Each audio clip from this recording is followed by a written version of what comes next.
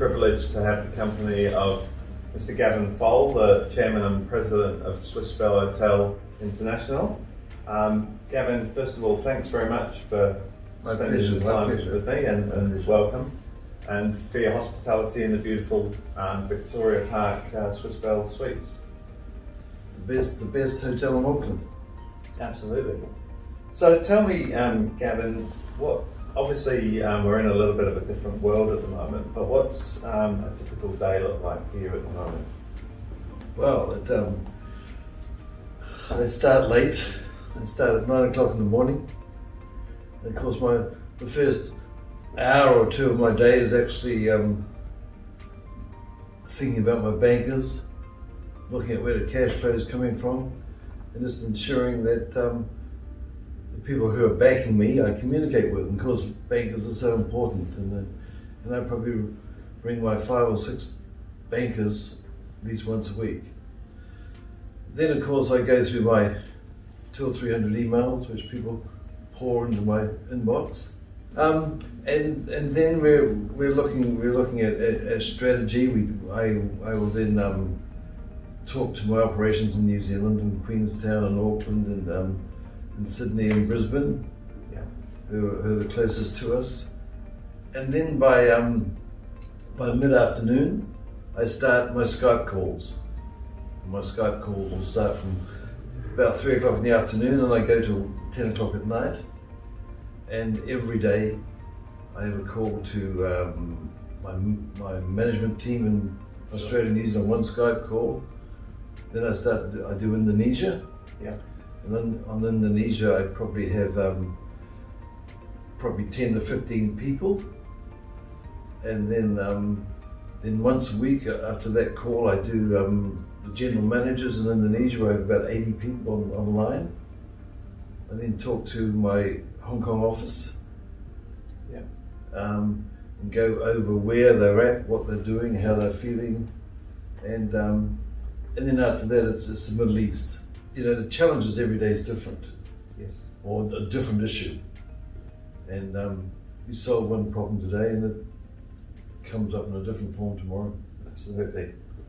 And when I really get excited about where we're going, I ring up STAAH and say, hey, can't you drive more business for me? And we just turn it on for you, hopefully. Absolutely, absolutely. Great. So, I mean, you touched on the support that you're having to give to the team, and it requires a lot of resilience to sort of get through, challenging times like this. What would you say is the biggest strength within your organisation at the moment? It's very simple. I'm a management services company.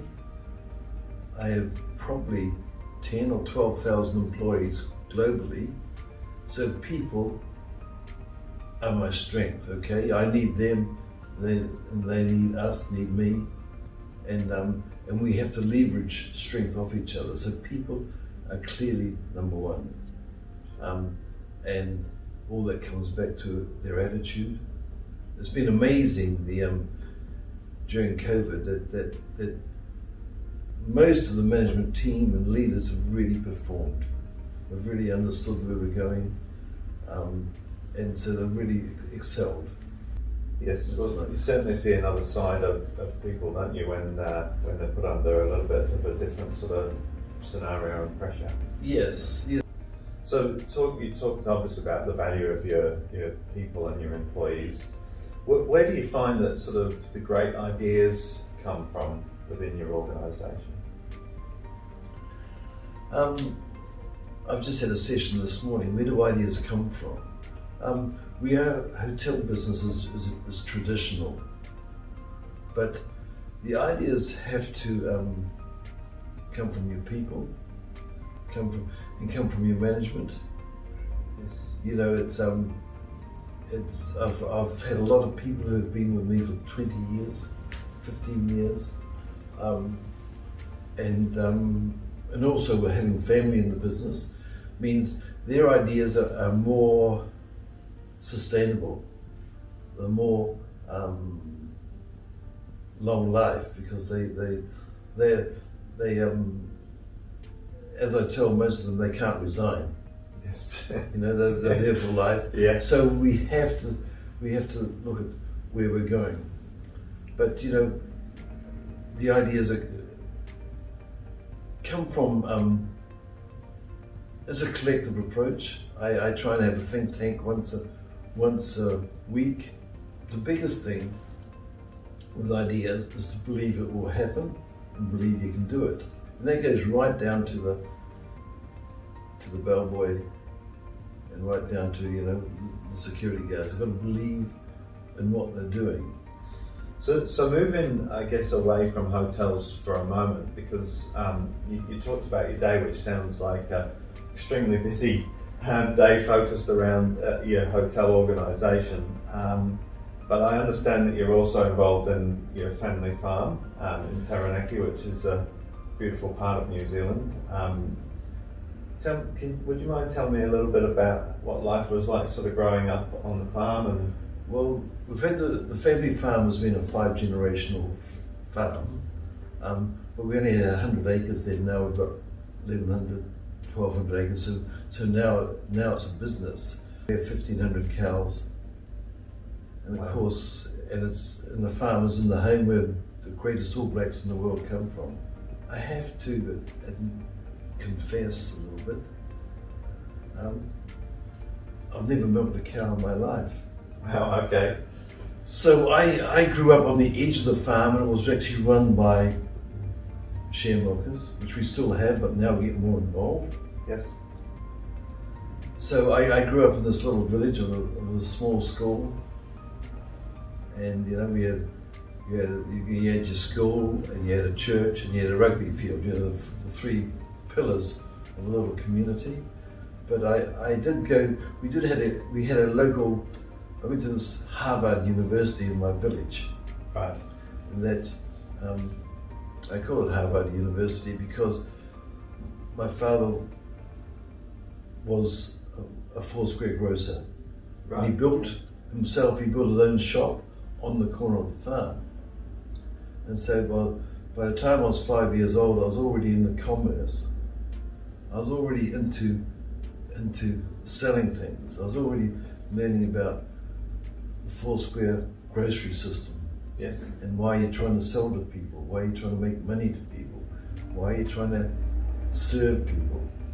And you know, and what I learned then I still apply today. You know, what does a customer think? Which way does a customer walk around a grocery shop? Yes. What do you do with your pricing? What do you do with your packaging? What are you doing with your presentation? How do you get people to want you? So being a leader of you know, a large organisation, is there anyone, you know, that's influenced you tremendously, I guess, from a leadership perspective through your life? Well, I always find this a difficult question to answer because my wife would probably say she influences me. My kids would say they influence me. But you know, the founder of my company, Peter Gauci, who was a well-known hotelier from Hong Kong, and he taught me about hoteling when in 1975 I joined the Peninsula Group, which he was head of. Yes. And I was a young guy. I knew everything, and started learning about the hotel business in a company which I still think has the best hotel in the world, which is the Peninsula in Hong Kong. And he started Swiss-Belhotel as a retirement job. Yeah. And then I joined him I joined him in 1990, and that's when I started. We started working as partners. So he had great vision, a real hotelier. Yes.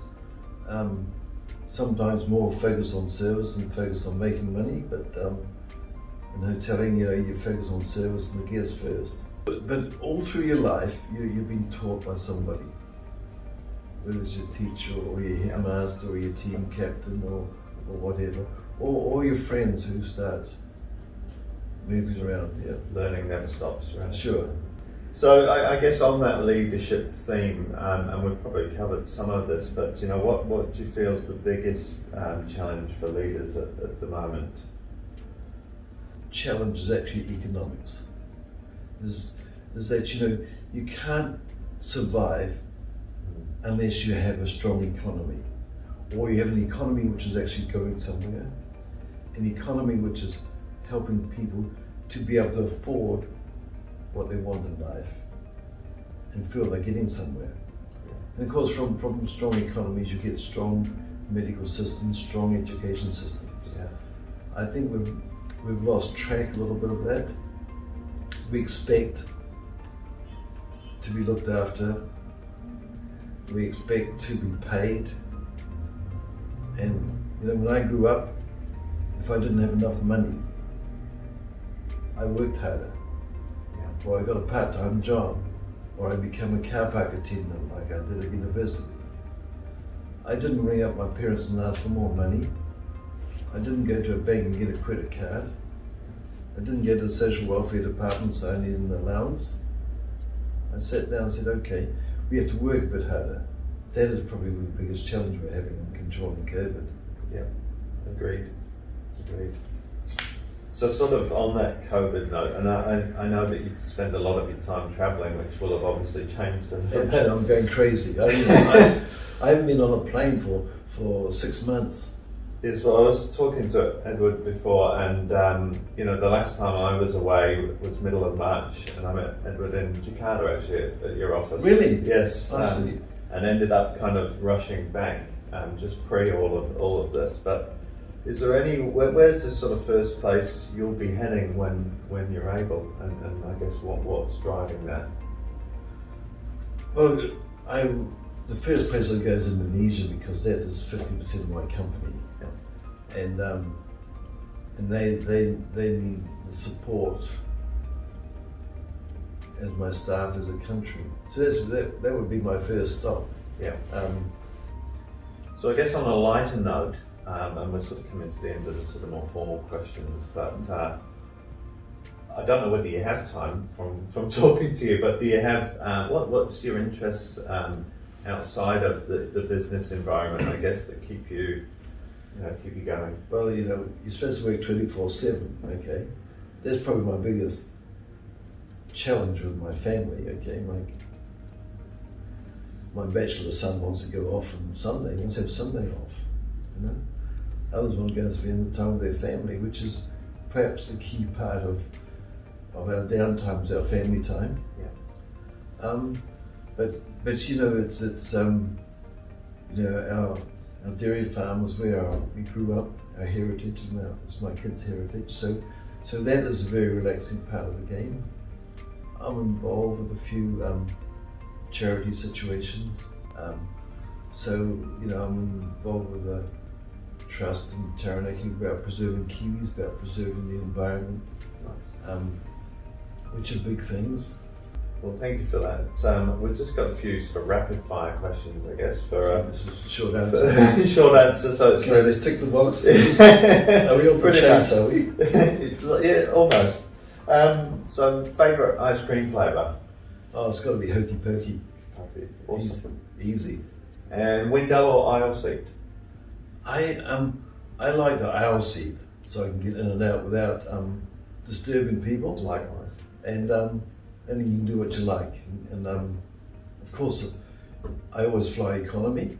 I don't fly any other class because I still get there at the same time as the business class people for a quarter of the price.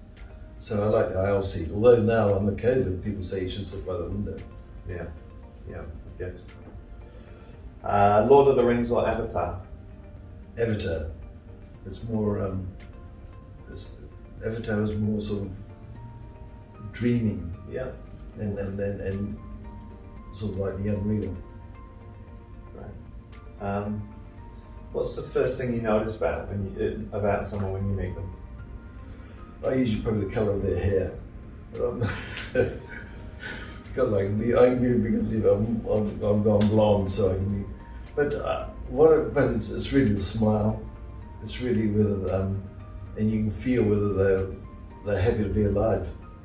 Yeah, good. And finally, petrol or electric car?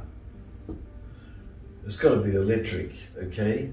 Although electricity does use fuel to make it, but we have to again think of a solution and not try and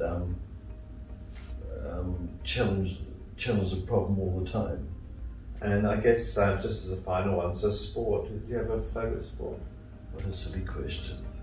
I What a really mentioned silly rugby question. earlier, so I would assume it's got rugby. It's got to be rugby. Coming from Taranaki, have to be. You know, we got the BLAAH boys. We produced the BLAAH boys. We produced John Graham. We produced Neil Wolfe. We produced all sorts of. It was such a small area. Yeah. But when you have to run every day to chase the cows and the sheep, you get fit. Absolutely. Well, look, thanks very much, Gavin. My Really pleasure. appreciate your My time. pleasure. And best of luck. Well, we all want to be a star, don't we? Yeah. Thank you. Thanks. Thanks.